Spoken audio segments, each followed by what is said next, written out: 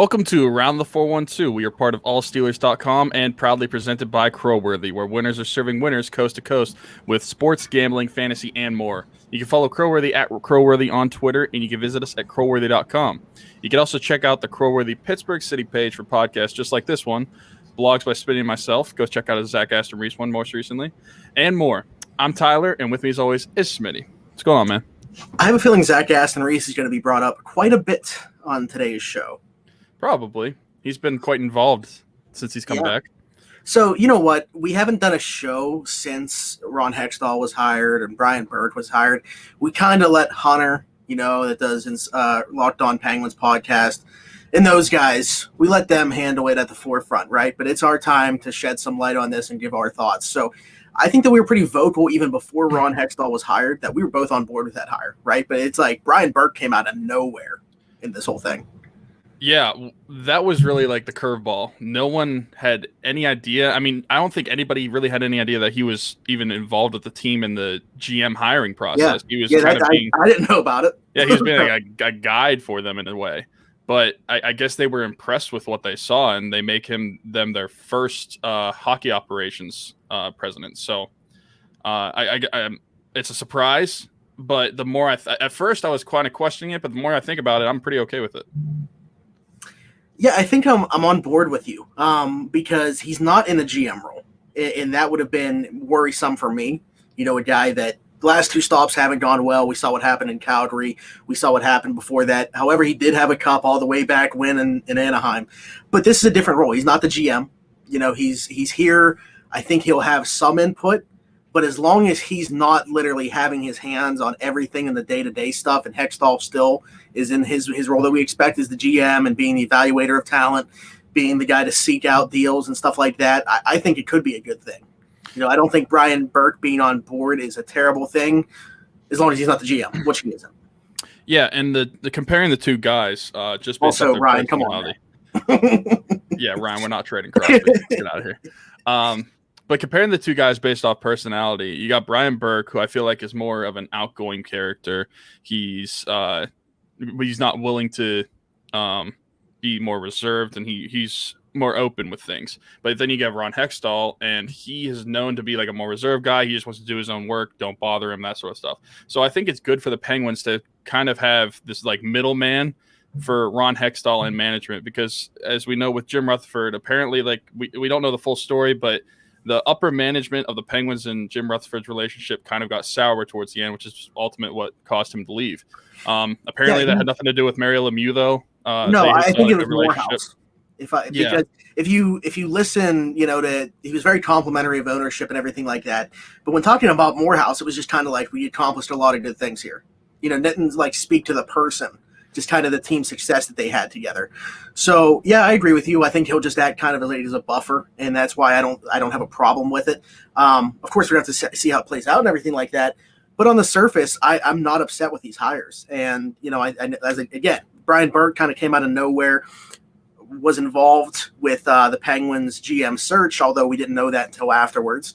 So it was kind of just like Mary was like, "Hey, let's find a role for this guy." Like, again, just kind of came out of nowhere. If you like, fans of the team had no idea that this hire was coming. Yeah, it's kind of funny because I don't know if it was last year or just right whenever this GM search was going off, the Penguins were asked, are they ever going to get a president of hockey operations? And they said no. And then, lo and behold, Brian Burke's the president of hockey operations. That was a lie. Yeah, I'm excited. And I think Ron Hextall is definitely known more as a builder than he is like a cup contending winner GM. Yeah, so I had a bunch of people asking why I was so adamant about like Ron Hextall being the GM, and they could have gone a different direction. I think like Colorado's assistant GM or the Boston guy that they were interviewing as well, they would have been fine hires. But like Ron Hextall, I don't think a lot of people will give him the credit that he deserves for building what is happening right now in Philadelphia. I understand that he's not there now, but a lot of that team was put together by him, and I don't think that there's, as much as Pittsburgh fans would like to deny it, that's a very talented team right now in Philadelphia. Their biggest weakness was always in net, and finally finding Carter Hart, they have that issue solved, in my opinion. But he's responsible for putting that team together. He's the architect there. So should that team have some success with that core group of guys, Ron Hextall deserves a lot of credit for that happening. So I'm excited to see what's going to happen in Pittsburgh. Right now, we know that the cabinet's pretty bare when it comes to prospects and draft picks, because we're still, in this win now mode, and we'll see. It's going to be a very interesting offseason, in my opinion. I mean, it could be a very interesting trade deadline, too, if the team isn't in a top 4 spot. But I'm really looking at this offseason to really see when Hextall and Burke get their hands on the team. Yeah, you mentioned the cabinet being bare. The Penguins really have 4 prospects that people are looking at and say, okay, these are actual prospects. The rest, they're just AHL and minor league players that are never going to reach the league. You've got Sam Pullen, Nathan Laguerre, and then Callie Klang and Jesper Blomqvist or Blomqvist, the other goalie that they took. Credit to you for even trying to pronounce it. Yeah, so they have those, but then you look at the guys in Philly. I mean, Carter Hart, Ivan Provorov, Travis Konecny, Nolan Patrick, those all came under Ron Hextall.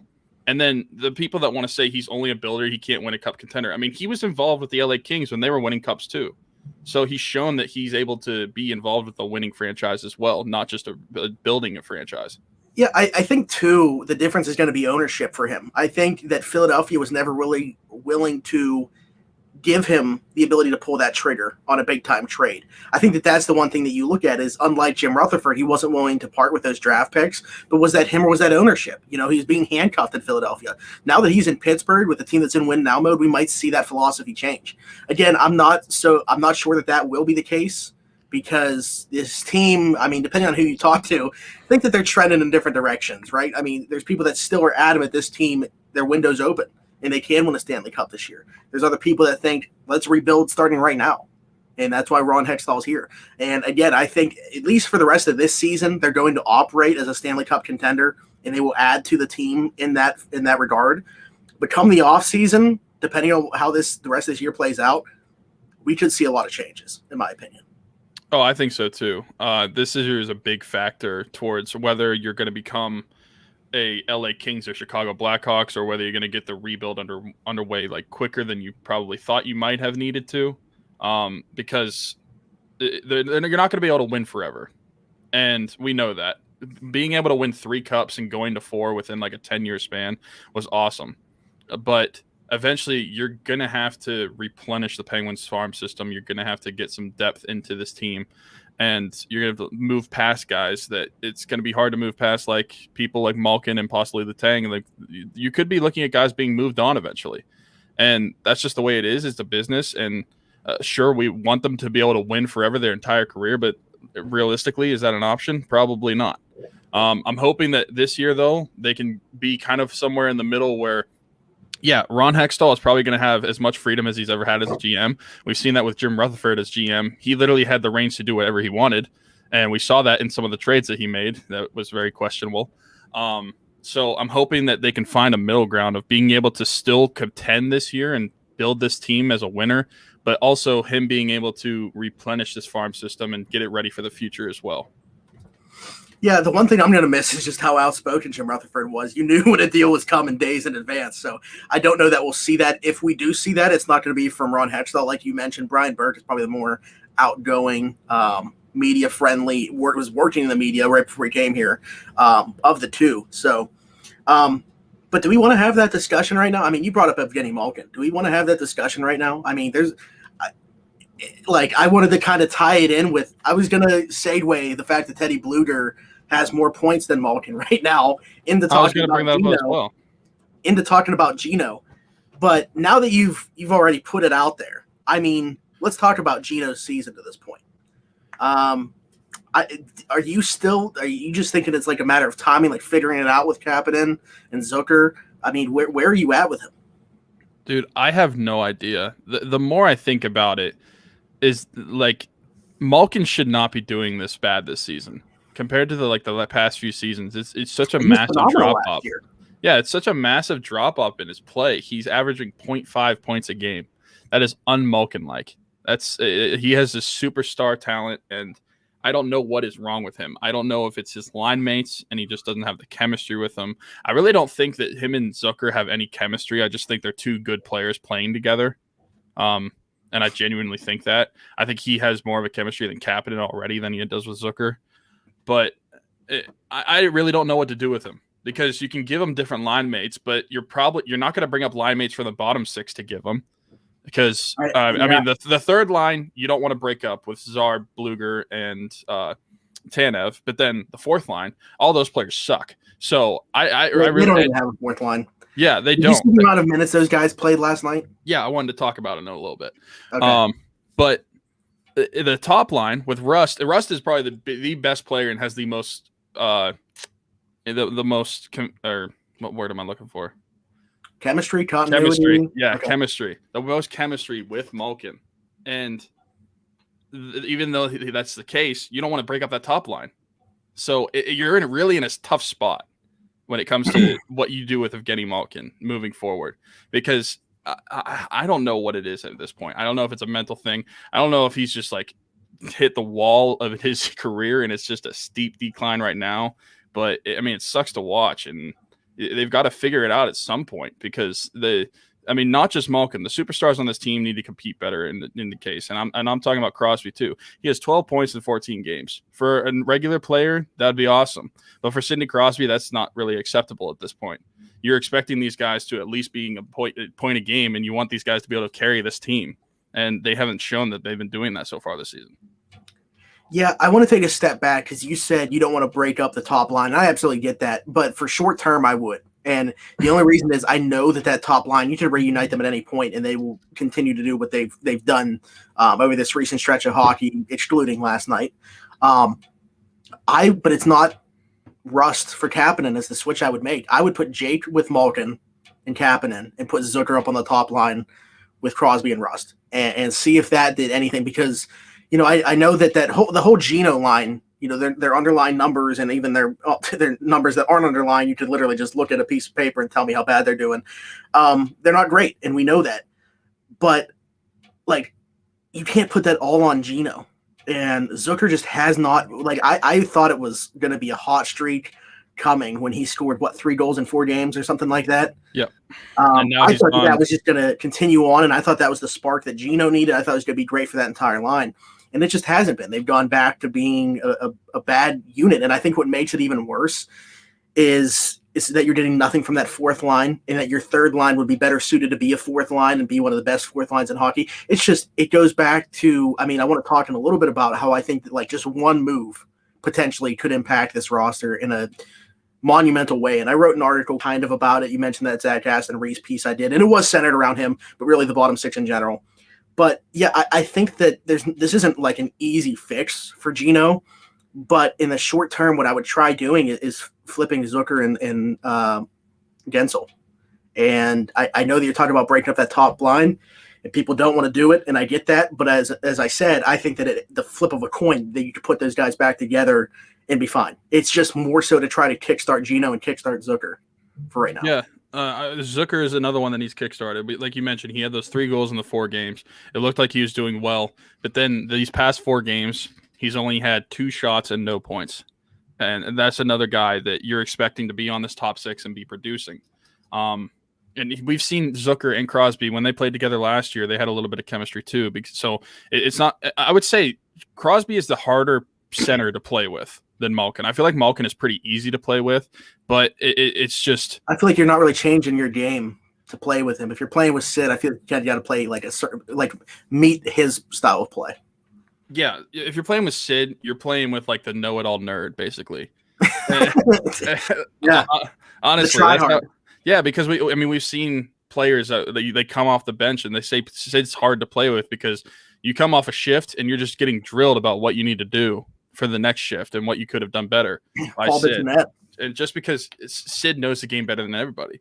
So I have no problem putting Zucker with Sid and moving Jake down with Malkin. Jake and Malkin, we've seen that they have some chemistry together whenever Sid had his absence last year. Yeah, so I have no problem doing that. They just need to do something to spark that line. We're what, over 20% of the way into the season so far, and they still haven't been able to figure it out. It's taking too much time for Malkin to be able to get going. And they're sitting in 5th place. They're a 500 team. That's really just unacceptable. Yeah, you want to be patient with these types of things, and maybe in an 82-game season you could give them a little bit more time. But when you're playing 56 games and every single game is against teams in the division, so every game is worth 4 points, time is running out. It's also different if you have all 4 lines being able to score. Yeah. You're literally depending on your top 2 lines. I mean, the third line has done some scoring, to be fair. I'll give them credit. But you're really depending on those top 2 lines to do most of the scoring for you, because that fourth line is just a black hole. All those players suck. They're terrible.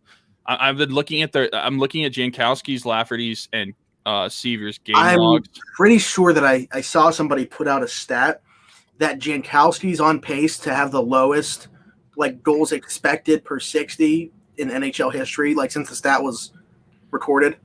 Well, he's had 1 goal. His only 3 points came in those 2 games against Philly to start the season. And ever since then, he's had 0 points, and he was averaging 14, 15 minutes of ice time for those first 3 or 4 games. And ever since then, it's just kept going down, and now it's hovering around 9 to 10 minutes a game. And that's because he plays on the penalty kill. Yeah, and it's the penalty kill, we wouldn't touch that. It's even worse for Seaver and for Lafferty. Yeah. Seaver, he has those 2 goals that he got against that early Washington series, and then he's gone pointless since, and he really averages, I would say, 7 minutes a game. This last game, he played 4 minutes and 25 seconds. And then Lafferty, he has no points, and he averages 6 or 7 minutes a game. He played 5:48 this past game. I mean, that you're literally right. It's like playing without a fourth line. They literally do nothing. They're not NHL players. And that's why this is. So I mentioned I don't want to continue harping on this and just pumping out my own stuff, but I highly recommend that you go and read the piece that I put out today about Zach Aston Reese, just because it's going to cover most of what we're about to talk about anyway, but it's more well thought out than what I'm about to just spew out of my mouth. So Zach Aston Reese, since returning, has been very good. 3 goals in 3 games. One of them was an empty netter, whatever. But reuniting that Bluder, Tanev, Zach Aston Reese line has given them stability in the bottom 6, has given them one of the best defensive lines in hockey. And actually this year they're providing more offense. We're finally seeing, when we signed Zach Aston Reese as a college free agent, it was supposed to, this guy had 30 goal potential. It was supposed to be we got one of the pieces post Crosby Malkin era. This was going to be a guy for the Penguins. And he's very good defensively, but we haven't seen that offense. And granted, he started to show a little bit of flash to his offensive game before he got his jaw broken by Tom Wilson. But we're finally starting to see that, I think. And you mentioned that those guys are scoring a little bit more this year. They got 9 combined goals on that line right now. I feel like they're a really good, I think that they're a fine third line, but imagine them as the fourth line. But the only way that you can do that, this team, I don't know how quickly Hextall and Brian Burke are going to be maybe they're right now looking into the trade market. I don't know. If they can find a capable third line center, and it's taken this team forever to do it. And I talked about it when Jankowski started out hot, I was like, okay, great, because that's the X factor. That third line center is the most important piece for Penguin success. And that sounds weird to say, but it has been. When you look at the teams that won cups, it was Jordan Stahl or Nick Bonino, 2 really good third-line centers for this team. So if you find a third-line center to actually play with Jared McCann and let him, because Jared McCann's in the worst situation on this team right now. When he comes back, who the hell is that guy supposed to play with? If you actually give Jared McCann a center, and I feel like Evan Rodriguez, no one talking about him, I thought he looked okay on the first line, but now you put him on a third line with Jared McCann and whoever you go out and get at center, that's a formidable third line, in my opinion, and it lets that Bluder, Tanev, Zach Aston Reese line be the best fourth line in hockey. Yeah, and they are the best fourth line in hockey. I'll argue that till I'm blue in the face. They are a complete shutdown line that defensively in their own end. Time in the offensive zone. That's what makes them good defensively, is they never have to play defense, actually. Exactly, and they're just all buzzing the entire time. But I'm with you. Jared McCann, I feel bad for him, because who's he supposed to play with? Jankowski and Seaver. I mean, Zach Aston Reese has come back. He's played 3 games. He has 3 goals, 3 points. And Jankowski and Seaver has played 14 and 11 games, and he has more points than both of them. So I don't know what to say at this point. We were expecting a lot. I mean, we weren't expecting a lot, but we were expecting more than this when it comes to those players that we've got this year. I mean, especially the way that they started. I mean, Jankowski playing with, it started out as McCann and Tanev, right? Yeah. That was the line that started. Yeah. And it was okay, maybe there's something there. Maybe those guys can be the third line, but man, the hope of Jankowski finding his offensive game from a couple years ago where he scored 17, I think we could throw that out the window already. I know it's still relatively early in the season, but I'm not seeing anything from him to suggest that's the player he is. I'm not saying that I expect them to be like great players, but I'm expecting them to outscore Cody Ceci, which right now they're not. And I mean, just to touch back on Malkin, they haven't been good defensively. No, they've been terrible. Their game scores have been downright awful. I've looked into game scores ever since our friend from the Athletic, Jesse Marshall, has been tweeting about it and going. Yeah, so I've been looking into game scores after every single game because apparently it's like the best way to look at a person's individual impact on a single game, and they are terrible in any game, whether they win or lose. Those guys have been bad. And oddly enough, the game we won against the Capitals, the Cody Ceci and Mike Matheson were the top 2 game scores.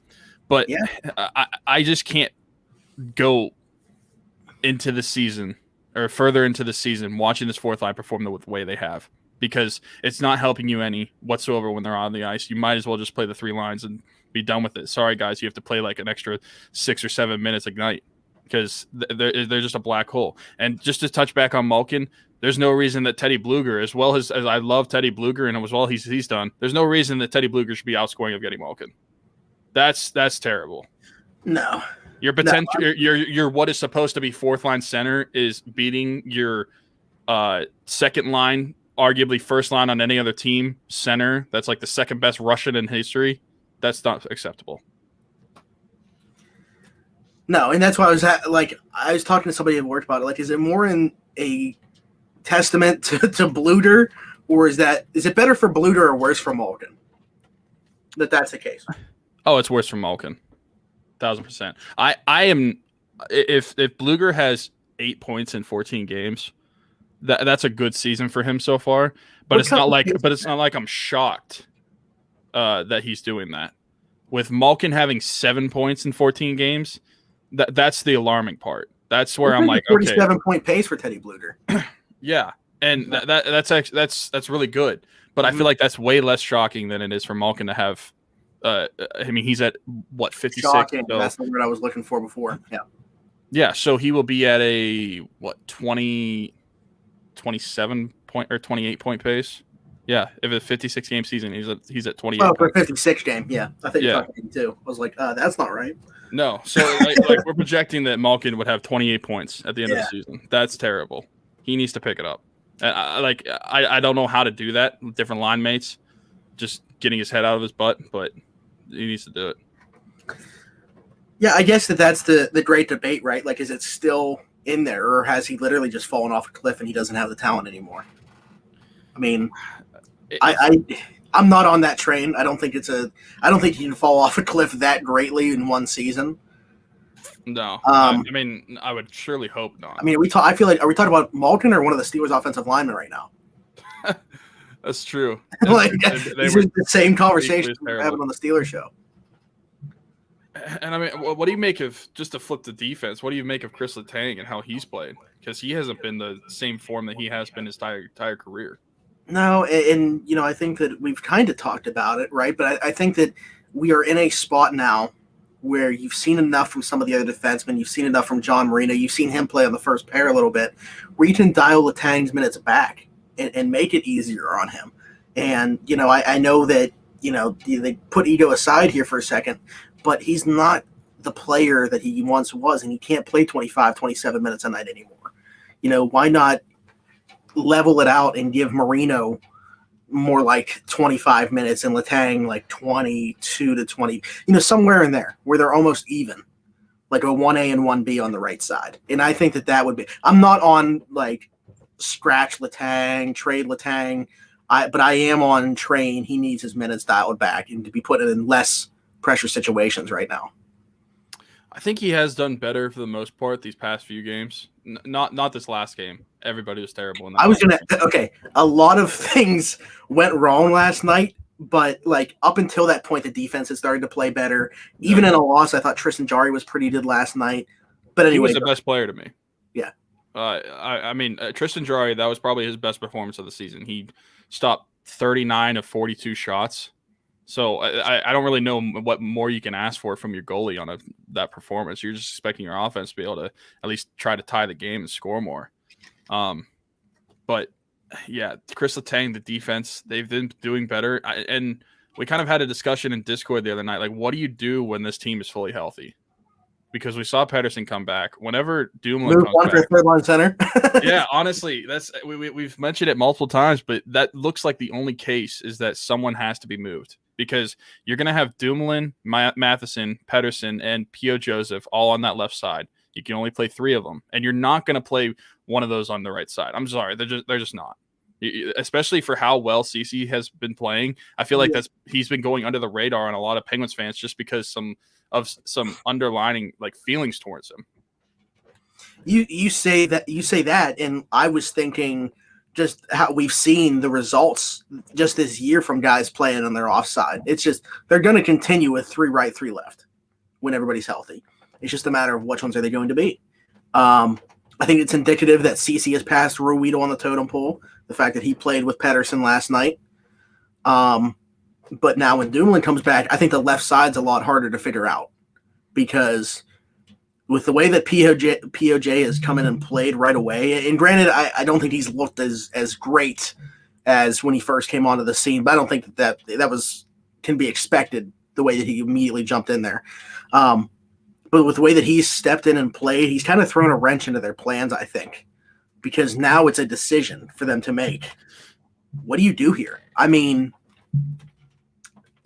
logically, it would be Mike Matheson coming out, but like Mike Matheson started to play better. He's also on a pretty big contract, and we know that plays into things, unfortunately.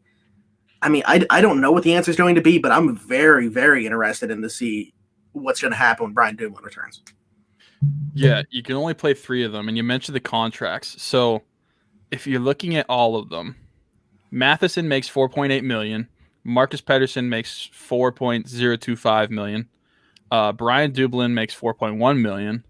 And then you have P.O. Joseph, who's on his rookie deal. So he makes like $800,000. So the only one to me that you are not taking out no matter what is P.O. Joseph to this point. After that, you figure out which 2 that you're going to play. And I don't really care what the money is for any of these guys, whether it's Dumoulin, Pedersen, or Matheson. You're just going to play who is playing the best to those 2 at the time. You're not going to just go pull a Jack Johnson and be like, we have to play this guy because of his contract. I think the Penguins are kind of past this point. They saw that that's not going to work with the way Jack Johnson was. And, I mean, maybe Sullivan didn't even want to play Jack Johnson, but Jim Rutherford was in his ear like, hey, you have to play this guy. So with him being gone, maybe that's different. But after P.O. Joseph, I really don't care which ones are in the lineup as long as it's the best 2 performing the best at that time. And then you just look at which one you want to move. It's a good problem to have. Yeah, it's a great problem to have for any team to have multiple good players to play. But there's a certain point where it's like, okay, we have to move somebody, and it's just going to be tough. You're going to be 4 deep on the right side and like 5 deep on the left side if you're including Juuso Riikola as well. Yeah. I mean, like if he had to step in a pinch and play, I don't think like, okay, we're screwed. Like I was hammering for him to play last year against Montreal. It's not going to be a situation like with like Kevin Churchman. No, he sucks. Oh, he shouldn't. Sonic Weber brought in too. Yeah, we've got multiple defensemen. Yeah, so it is not unrealistic to see Matheson, Pedersen, or even Dumoulin moved, because we know that P.O. Joseph is part of this team's future. He's not going anywhere, and he shouldn't come out of the lineup. Yeah. So, not what would you do? How do you think that it plays out? When Dumoulin's healthy? Yeah. I would assume that Dumoulin would immediately go back with Letang. I think they would just try to like start him back up as soon as they can because he hasn't really looked the same since he's had his injury, even when he was playing. But I think they want to get him back to his old form, so maybe they're hoping that he can do that. So I think Letang and Dumoulin are reunited. I think you put Marino and Joseph together, and then you have CC and either Pedersen or Matheson. You pick whichever one is playing better, I guess, at that point. Yeah, I mean, I agree. Again, it's a great problem to have, and I don't think that they should be. Not like every game. I don't think that you should have that quick of a leash on them. But like when you have those options, it gives you the ability to, like, if a guy is having a little bit of a slump, they have back-to-back games that are really bad, or a stretch of 3 games or so. Take them out of the lineup because they can. When you have the depth that they do, you can give guys that type of reset. So I don't know. I like it. Again, I'm interested to see how it plays out. I'm a huge fan of Marcus Pettersson. He seems like he'd probably be the most likely one traded just because he has more value than Matheson, doesn't have as bad of a contract, could probably net you a decent return. But I don't know. I would hate that. I'd hate it too, but I guess you got to look at what is going to get you the best return. And like you mentioned in your article and what we've been talking about, you need someone in that forward group in that bottom six to be able to play with McCann and be able to produce offensively. So if Pettersson is the one that we have to give up to be able to do so, then that might have to be the case. It's not going to be an easy decision either way. If they're moving him for a third line center is really the only thing that makes sense. Hopefully that guy also comes with some term. It's crazy how much third line center has hammered this team since Bonino left. He went to Nashville, and ever since then, we just don't have it. If you were getting a good performance from Evgeny Malkin night in and night out. But with the way that he's played, it's really magnified, the fact that we don't have a third-line center. Well, again, that Bluder line is fine as a third line, but, man, they would really thrive as the fourth line. So what have you thought of Tristan Jarry's play in the last couple of games? Last couple? Yeah, the last 2 starts. Because I thought overall he's done pretty well in these past 2 starts. Yeah. He gave a couple weird goals scored in that first Washington game for sure. Mm-hmm. Like the one where it seems like he just assumed that Gino had the puck and Nick Basham just kind of like pokes it off Gino's stick right into the net. What was the other goal in that game that I thought Jarry should have shouldered some blame for? I can't think. No. I keep thinking about this past game. Yeah, this last game, I can't. I mean, how do you?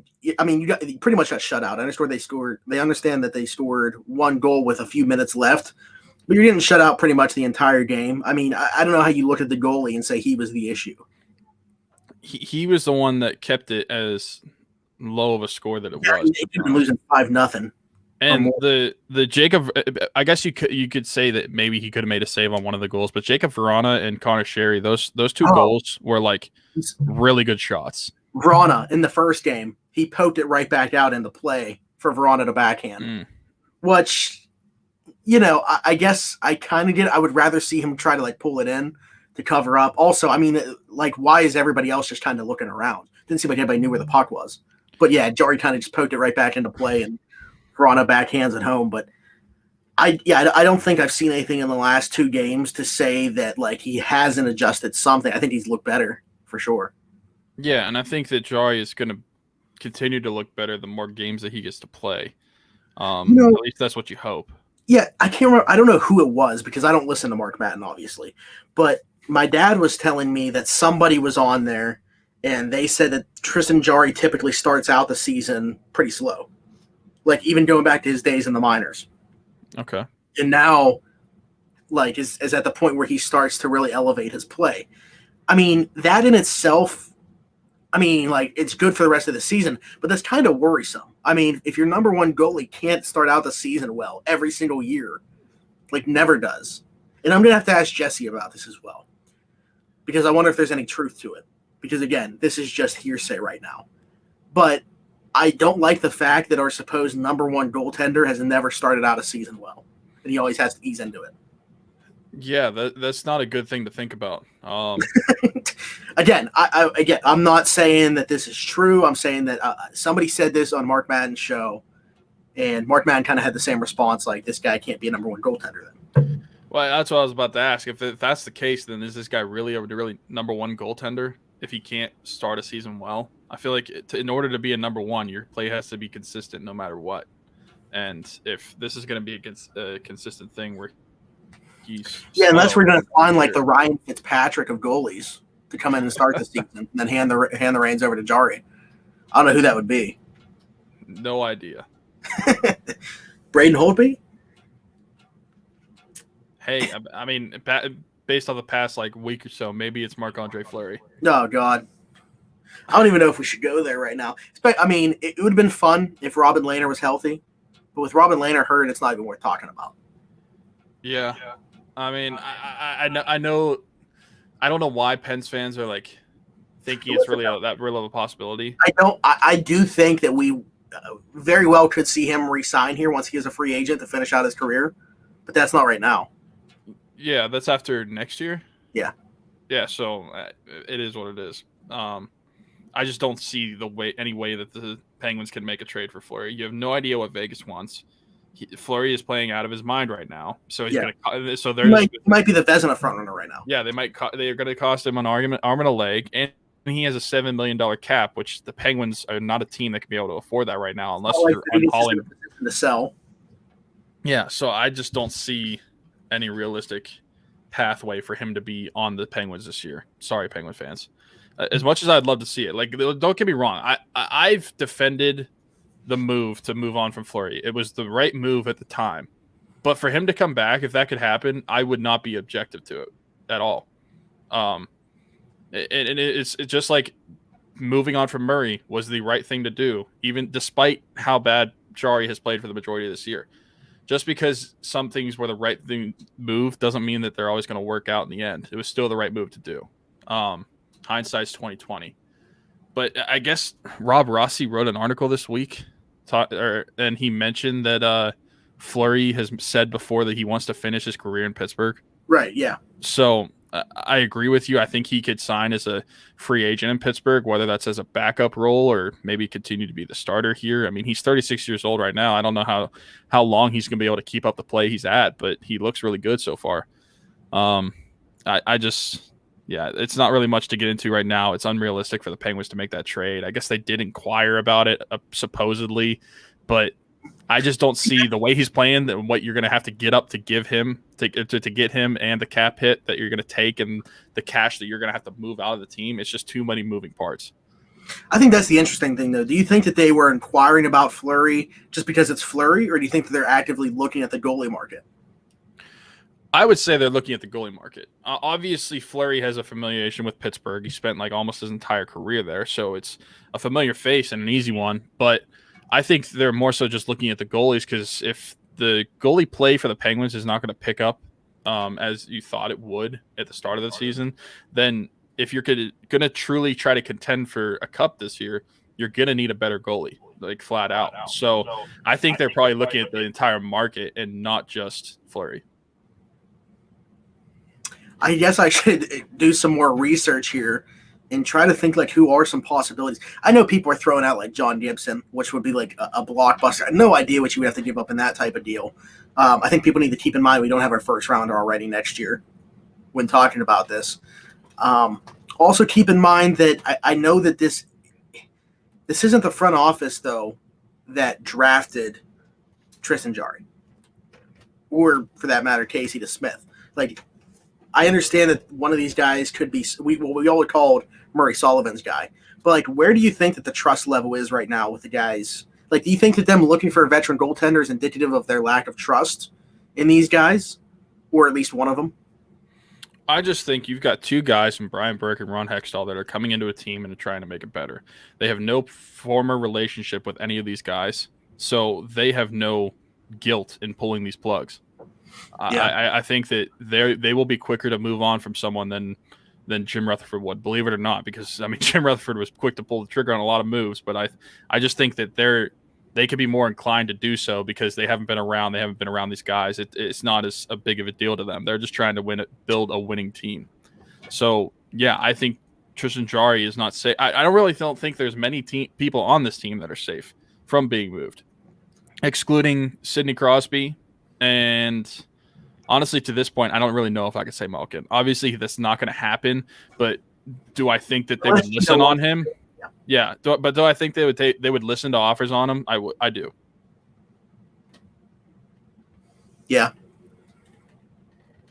I mean, yeah, it's crazy to think about, like, how different this team realistically could look in the 2021-2022 season. Yeah, I mean, but who can we say for sure is going to be here? I think the only ones you can say for sure, without hesitation, are Crosby. I would say Jake, and then Marino and P.O. Joseph. That's the future of your defensive core. Mm-hmm. Outside of those guys, I think you could see anybody moved on. As much as I love guys like Rust and Zucker, I think if the right deal came, I mean, we've heard Rust in trade rumors for I feel like the past 4 years. So if the right deal came along, I could see them moving on from him. And I've always said it's crazy to think that people really think that Malkin or Letang could be traded like these past few seasons. But seeing the way they played this year and having a new front office, we have no idea how they're going to operate. So maybe they are the front office that will actually pull the trigger on a deal for one of those two guys. I think that's the bigger part of it is the front office. At the same time, Mario and Burkle, if they want these guys to finish their careers in Pittsburgh, they're going to finish their careers in Pittsburgh. Yeah, and they're very vocal. They want all three of them to. Yeah. So ultimately, Ron Hextall and Brian Burke have like big says on what happens. Obviously, they're doing the jobs, but if Mario and Burkle don't want it to happen, it's not going to happen. Unless, of course, Gino or Chris were to request a trade. Yeah, that's different. And I feel like maybe this is just me. I feel like Gino would be the one to request a trade before Letang does. I think Letang. We've talked about that. We've talked about that in the sense of like playing in another country. Like I don't know if you were on board with me when I said it, because we had the conversation like going back maybe even years when we first started the podcast about like Crosby and Gino, and I said that I still think at the end of the day Gino plays a season or two in the KHL. I was on board with that. Yeah. What I thought was going to happen, and assuming that his play was going to be at the same level still, we don't know what's going to happen, but I said that he would play out the contract he's on now, probably sign another 2 to 3 year deal with Pittsburgh, play a few more years in the NHL after that, and then he'll be around like 38-ish when that deal would be up, and then he'd play a couple years in the KHL and then retire. I don't think he wants to. I don't think any of these guys want to play for a different franchise that's in the NHL. So I don't see them requesting a trade from that, because I truly don't think that Malkin wants to play with someone else instead. And Letang, I think it's the same way with those guys. They don't want to play with other people. They want to play with each other. They play with each other their entire careers. And I get it's a business and you can't always do that. But when it comes to these guys, I think you can. I just hope their play is at the same level as it has been for the greater portion of the careers when they do so. I agree. You know what we're not thinking about, though? Little Nikita is going to, in a few years, he's going to make a lot of friends. He might be in school. Like, does Gino want to take him out of school and go to Russia? Listen, Nikita, I don't care about your feelings. Okay? I care about your dad producing on the hockey field or hockey ice. Jeez. I'm curious what you think. Do you think you could see Sam Poulin this year based off how the bottom six has been playing? We brought it up in the offseason saying that we think that he could make a debut this year. And the way that the bottom six has been playing, especially that fourth line, god-awful, I think you could see him come up. I was more questionable on Nathan Legare or whatever you say. But if you mention a center, if they don't make a trade for one, maybe they just try out Sam Poulin. He plays center. He was their first-round draft pick in 2019. Maybe they just go for it. Yeah, or, if he couldn't play center, I guess he could have McCann play center, but have Poulin on the wing. I mean, that could be a good internal fix. Yeah, if they don't want to move one of these defensemen or, the right trade isn't there, nothing's out there. Again, we're talking about a different front office, so I don't know. I just wonder how quickly they would want to, throw Poulin into that fire. How quickly are they going to advance him into the NHL? I think that you'd probably have to see a couple injuries happen. It wouldn't just have to be due to poor play. I don't know why I have that gut feeling, and I hope I'm wrong because I would love to. I think that Sam Poulin could be a huge difference for this team. Just talking about that aspect, like if you could put a line together of him, McCann, and Evan Rodriguez, I think that gives you much more than what we're seeing from the Jankowski line right now. So I would love to see it. I just, without having any type of feel for how this front office is going to handle things, I don't know that I can give you an answer on if I think it will happen. Yeah, it's hard to say for sure. I'd love to see it happen though. Like we said before, this is one of two forward prospects that we really have in the entire system that we're looking forward to. I think you have to see him next year, though. I mean, if you don't see him this year, I don't see how he's not opening up next year. Because I agree. Again, with all the potential roster turnover we could see, he has to be part of the group that starts out next year, in my opinion. I mean, Leguer, he might be on the team next year too. We don't know how soon he's going to come up. My favorite part about it is every time that you bring him up, you say both just to be safe.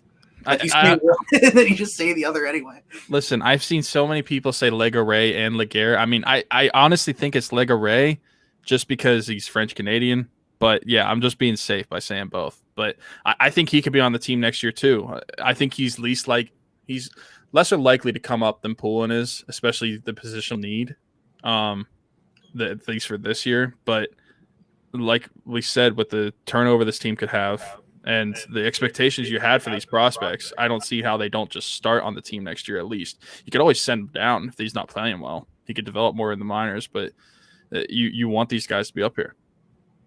Yeah. And hopefully playing together.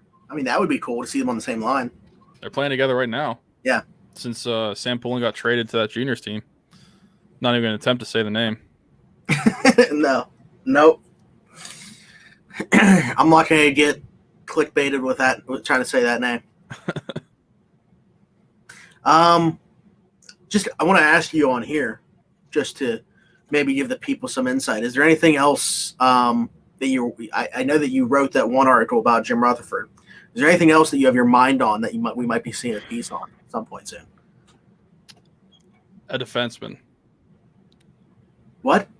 A defenseman. A defenseman? A defenseman. Okay. Interesting. Okay.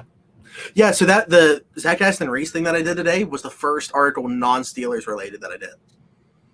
Yeah, I thought about triggering a lot of people, and whenever Pouncey retired, I was gonna write an article about why Ben should retire, and listing all the reasons, but I never did it. But I was really thinking about it, dude. I mean, if you see me on Twitter and you see me in the Discord, I hammer it. I'm not shying away from it. I got into that Discord while the discussion was in like full effect, and I scrolled back up and saw it. I don't shy away from it. It is what it is. Yeah, we're gonna have to. I mean, I know that we're gonna have to do a Steelers show soon. Especially, we haven't done one since Pouncey retired, but I don't know how quickly this Ben situation is gonna play out. But that was some pretty interesting comments today. So yeah, no idea what's going on. Anyways, I think that about does it. Unless you got anything else Pens related. No, I just hope that we get some consistent hockey. Literally, the entire year has been up and down. And mainly down. Honestly, most of their wins have been by the skin of their teeth. They haven't looked good. I just want regulation. Yeah, I just everyone play honestly. And what's their schedule look like coming up? Well, as you can see at the ticker that we got going at the bottom of the screen, they play the Islanders on Thursday. Right, and then they play the Capitals again, and then they only play the Capitals and Islanders the rest of this month. Yeah, so it's not easy teams that you're going to be able to. Yeah, it's not easy teams that you're going to be able to go against the rest of the month. I mean, you've got Capitals in third and Islanders in fourth. So you're out of a playoff spot right now. You got to figure it out. But that's the really good thing. Like, the good or bad thing is by the end of a couple of these games, they could be in like third place. So, I mean, you're playing the teams that you need to catch. How close are teams behind them? Real quick. I think the Rangers are the team behind us, and I think it's by like 4 points. So I think that you're going to see these 5 teams be the ones competing for the 4 spots all year. Devils are 3 points behind us. Oh, okay, I was saying unless the Devils jump them. I forgot that they just played yesterday. So yeah, Devils are 3 points behind us, and they have played 4 less games. Okay. Yeah. Rangers have played the same amount of games as us, so I still stand by that statement. I think that the top 5 are the ones competing for the 4 spots. I agree with you. I mean, credit to the Devils. I know that they just went through like 2 weeks worth of a COVID situation, but I don't think they're in it for the long haul. I don't either. They're not built for it. But then again, me and I don't be either. Find out. Anyway, yeah, another Pens game tomorrow night against the Islanders, as you can see on the ticker that we got going at the bottom. I love having that there now. Just neat. I like this setup. Yeah. We will definitely be back for another Pens show next week. We have a couple other things in the works, so it just kind of depends on what happens with those, when we will do our next Steelers show. But Monday, we are going to start mock draft Mondays every Monday, with this upcoming Monday being the first one. So starting at 7 o'clock Eastern, we're going to jump on here. It's going to look pretty much like this, different background. It's not going to say Penn Show either. But I'm going to share my screen, and what we're going to do is we're going to go on Pro Football Network and just do a mock draft. And when it gets to be our pick, we can discuss with you guys like, hey, should we try to make a move to trade up right here? We're seeing one of these guys fall. Use your guys' input. Obviously, we will discuss that as well. And just kind of do it like how we would like to see things play out. But it's going to be different every single Monday. Those rankings are always changing as well. I've done so many mock drafts in the last month that I know. Like, those are constantly, other than obviously the top of the list, Trevor Lawrence, we know everybody that's at the top.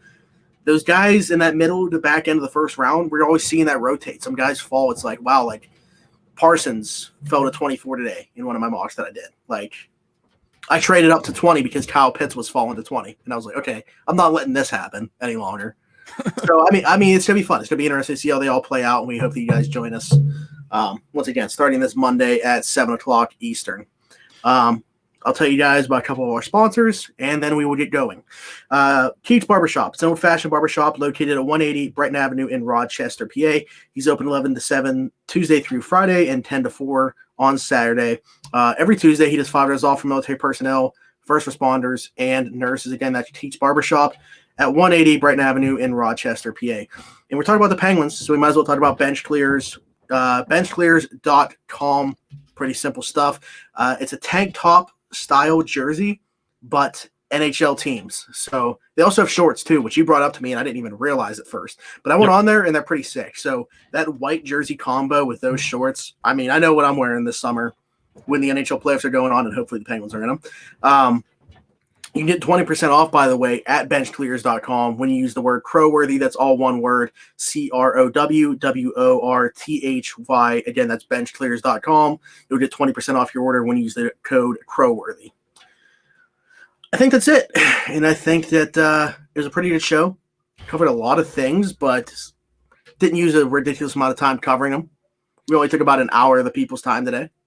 A lot of negative, though. We want that to change. Yeah, hopefully by the next time we do a Pens show, it's just all positive. We're talking about the team being undefeated since our last show. Evgeny Malkin got going. Jankowski scored 3 goals. I don't know.